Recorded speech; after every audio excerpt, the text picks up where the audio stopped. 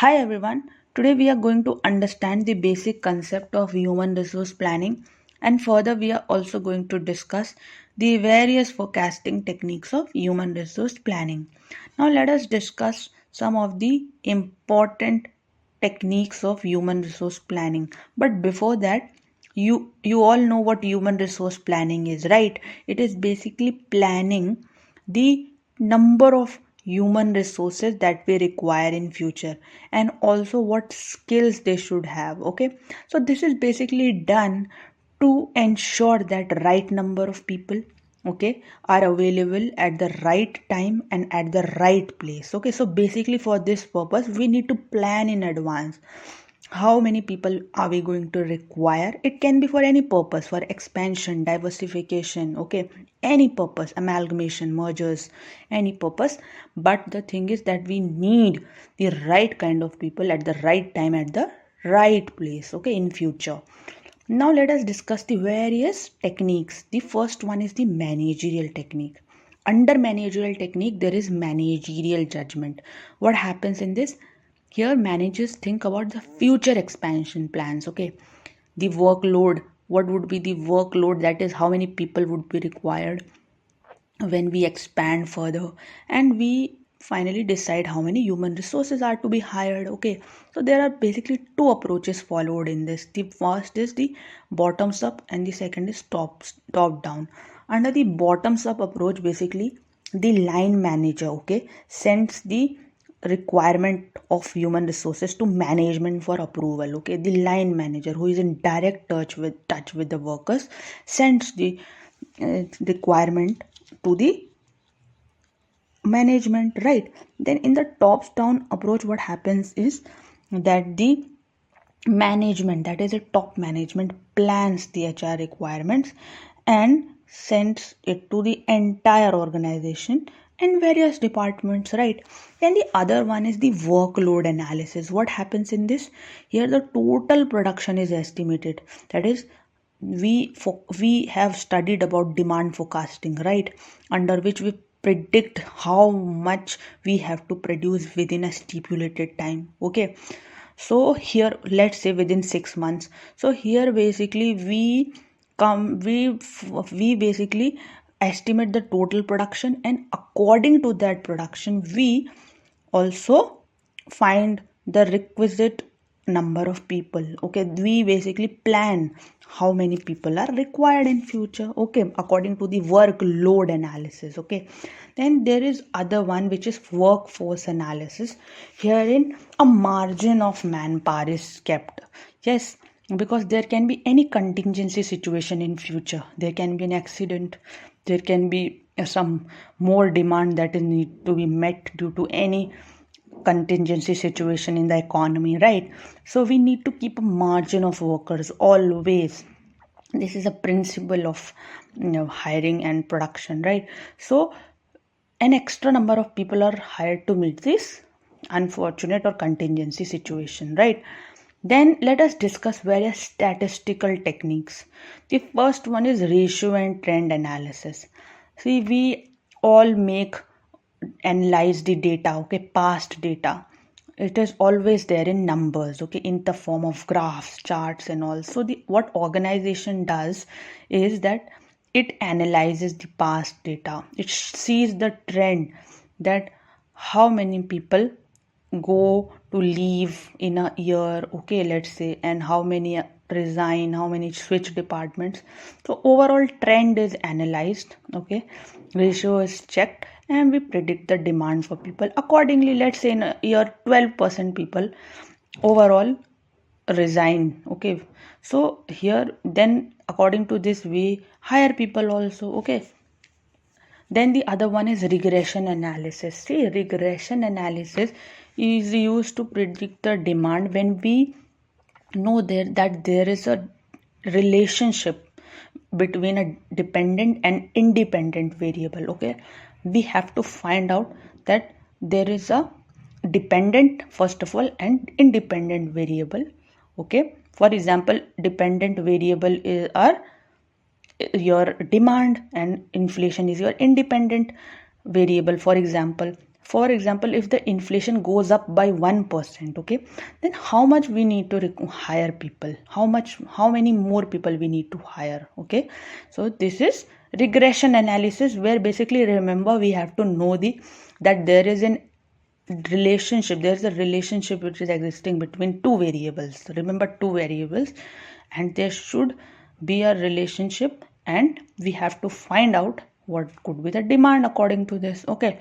Then the other one is the econometric models. What are econometric models? Here basically past statistical data is used to find relations between various variables, okay. Many variables can be there, like poverty in the economy, inflation, level of consumer consumption, human development index, your deflation. Various variables could be there, and based on these variables we find out the demand, okay.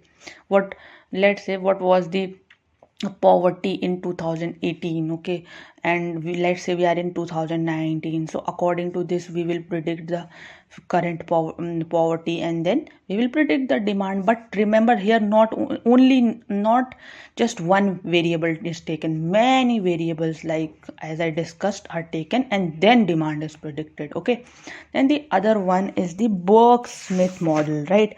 Burke-Smith model was developed to obviously calculate the future demand of the people, okay, employees. So formula is for this is as follows: E is the estimated demand, okay, and equals to lag plus growth 1 divided by x divided by y. So what is lag?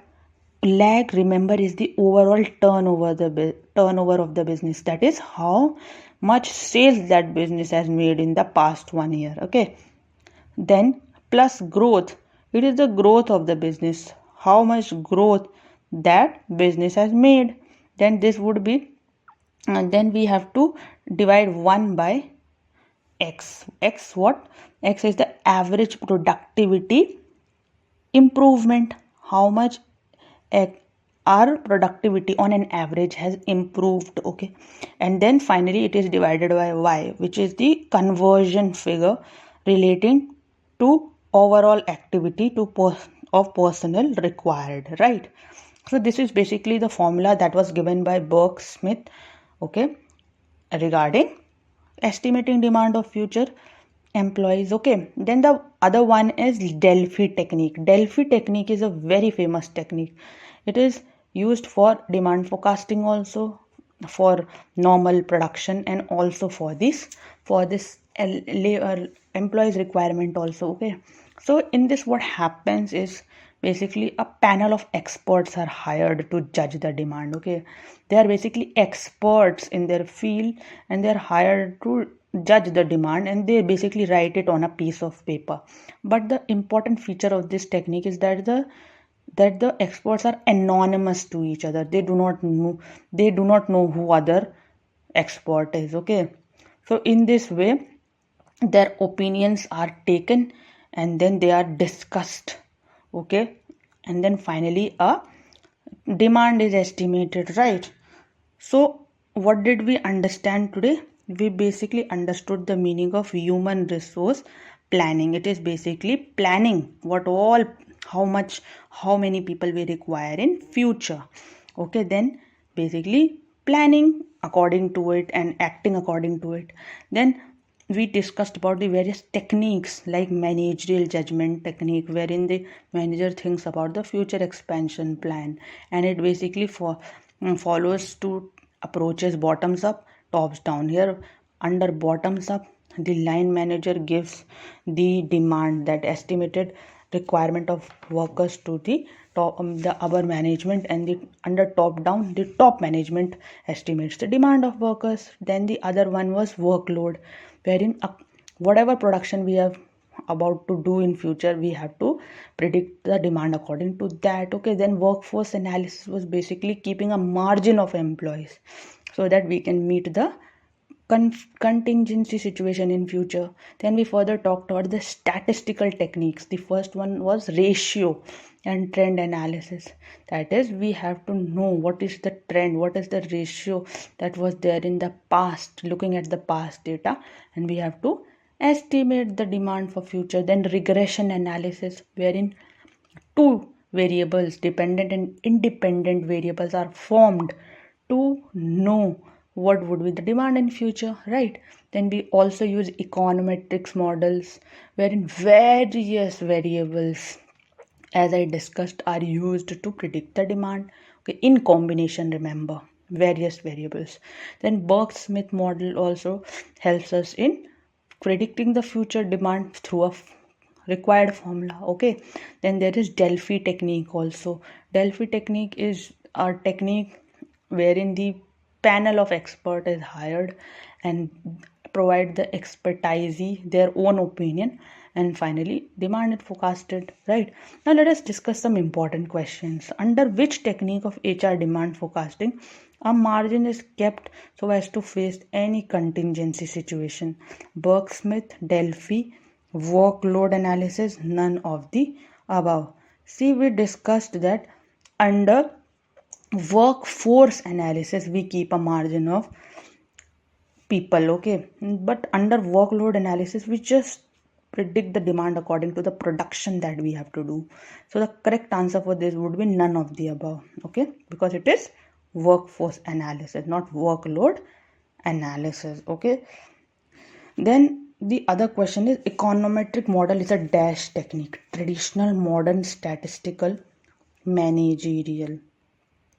See, econometric model is basically a statistical technique, okay, because we use various datas like mean, median, mode, and many other data, statistical data basically, a mean deviations mainly, okay, quartiles and percentiles. These are all the statistical terms that we are using to predict the future demand, various variables also, okay. So this was all for today. Thank you so much for your time. Bye bye.